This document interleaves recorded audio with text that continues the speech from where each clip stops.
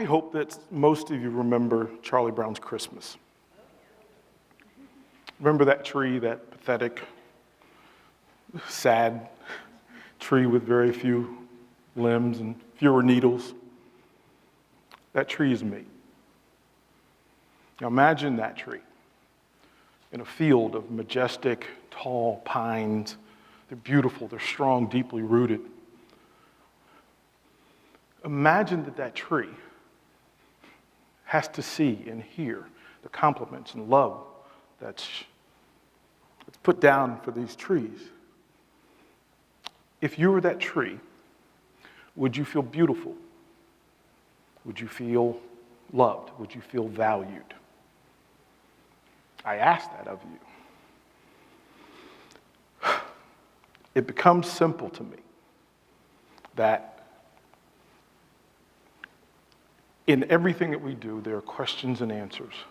In my life, to find my roots, I had to search. In Maya Angelou's Human Family, she quotes, "We are more alike, my friends, than we are unalike." She goes further later to say, "Do your best until you know better. Then, when you know better, do better." For the first 55 years of my life, I didn't know better. I didn't know my name. I didn't know where I came from. I didn't know who I was. And I was sitting amongst beautiful trees. I come from a woman named Elizabeth. Now imagine that I found out late in my life, 50 years old or so, to find out that my mother's actual name was Queen Elizabeth. Now imagine for a tree without roots who has questions and you find out that I am the son of a queen. That changes the way you stand as a tree. It changes how you think of yourself. You see, I thought I was one of 8 children, third son, 7th child, but I didn't know who my father was. There's pain that goes along with that. There's suffering that goes along with that, and trying to figure out your place in the world. For me, I paid attention to history and science, because science has a way of correcting a lot of things that we think are true that aren't. It gives us facts, it gives us knowledge. Knowledge demands to be known. Facts are there to be heard. It's a beautiful thing that there are 375 million Americans, 57.5 billion people in the world. All of us share 99.9% of our DNA. If they were books, they'd be lined up, they'd be paragraph for paragraph, page for page, the same. It's in that 0.1% that things get interesting and curiosity should take over. Of that 0.1%, there can be 3 million different variances. Again, same book, same pages. Maybe on page 13 there's a typo. Maybe on page 29, my book says car, yours says automobile. Maybe on page 40, yours says water and mine says H2O. It's in the 99% that we're bound. That's what connects us. It's in the 0.1% that we have to get curious. Knowledge is the truth. It is freedom. It's required. Think of it this way. We all have 8 great-grandparents. If you go back generationally, 25 years at a generation, when you get to your 10th great-grandparent, you have 500 or so. When you get to 18, you have 1 million great-grandparents. And if you went from grandmother to grandmother, from the first grandmother to the last, there's a train of 400 great-grandmothers. That's it. We are more connected than we think. we're more connected than we know, we must begin to act like we are the family that we really are. Let me ask you, what is the face of America? What defines an American face? And I'll pause for a second so that you can conjure up that idea of the face that identifies American history to you in its fullest, makes the greatest statement about America. For some of you, it's somebody that resides in the White House. For others, it's a founding father. For some, it's those who have walked in civil rights marches. They're all correct. But let me ask, how many of you thought of yourselves? I'll also ask, how many of you thought of me? I'm here to challenge your thinking. I'm here to change the way you process. We share more than you know. We need to start to act like it. See, I didn't know who my father was, but DNA and science has a way of retelling the history and reteaching us our history. DNA that's what it's there for. And through that, as I began to find out more answers, I had more questions. But what I found out was that my father, even though I never met him, is teaching me even today.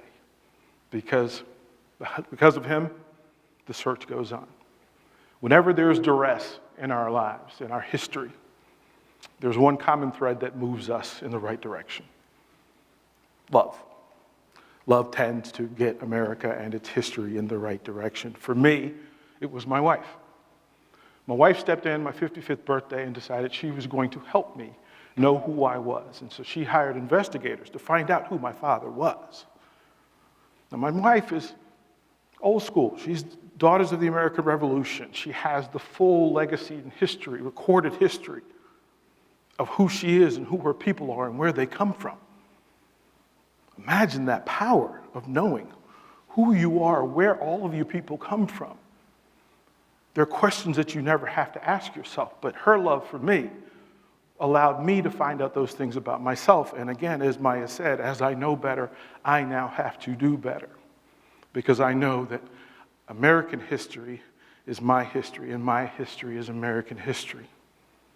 See, in my chain of wonderful DNA from every continent in the world, my 3 times great-grandparents include Germans, Scottish, Africans, Caribbean.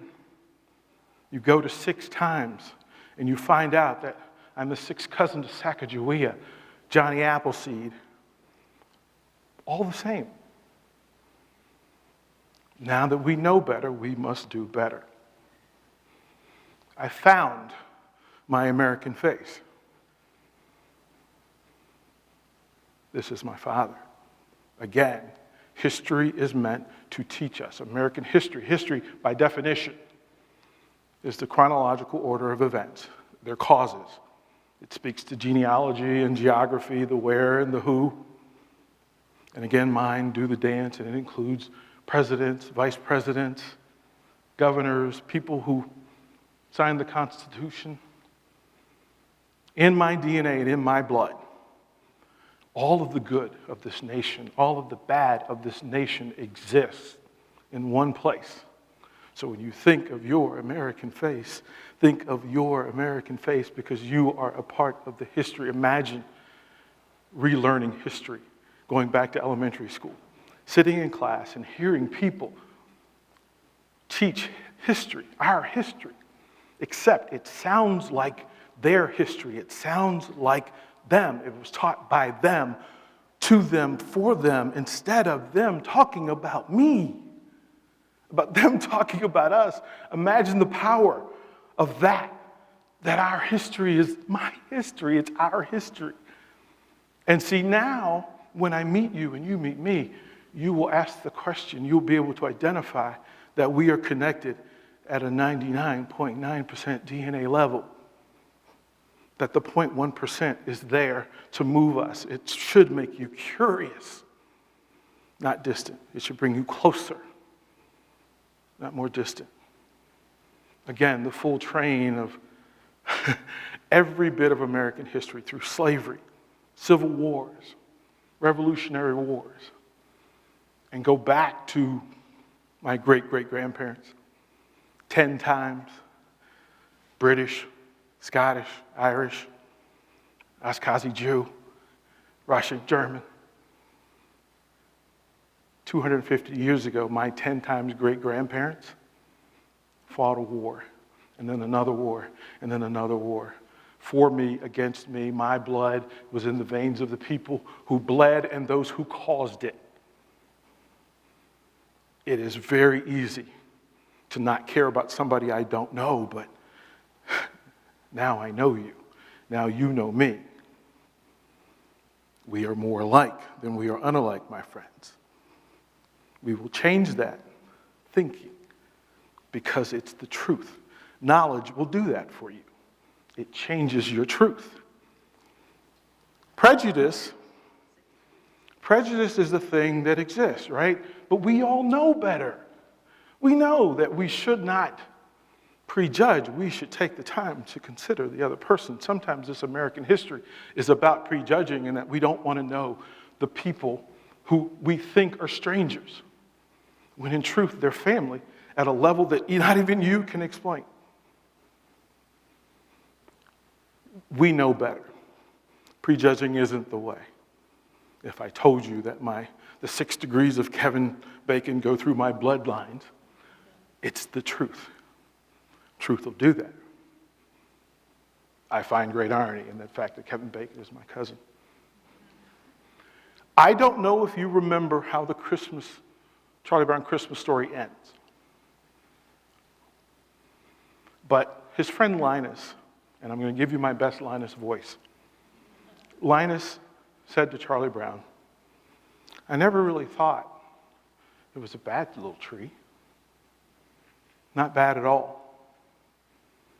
Maybe it just needed a little love. They gathered around that tree and showered love on top of that tree, and its beauty became known, and its beauty became shared. I'm in a room full of the faces of American history and the beautiful, beautiful people that are connected to it. When you go up and down your family tree, each ancestor has done us an amazing favor. I never met my dad, but he's teaching me right now. He brought us here. He brought me to you. Think about this from this point forward. We're family. We're going to start to act like it. I'm going to challenge us all. From this day forward, when you see me, tell me your story. I want to know who your people are, because your people may be my people. As a matter of fact, science says that they are. We can challenge the typical thinking. There's that American thread of mental laziness where we don't want to think. Let's not do that. Let's claim ownership of our history, because it's our history. It belongs to us. And when we start to speak of each other in us and we can fix most things. Remember, American history is moved at every great point of duress by love. In closing, I'll point out this, that the tree is more about the roots than the tree itself. That the plant is more important than the fruit, because that's the greater part of the story. That's the part of American history that we forget, that in the roots of us, in the DNA of all of us, the best of us exists. Imagine that we no longer have to feel the pain of not being a part of, the pain, the suffering of not being connected, the disconnect of not feeling like you matter. American history is now smarter. Remember, Maya said, when you know better, you have to do better. We know better.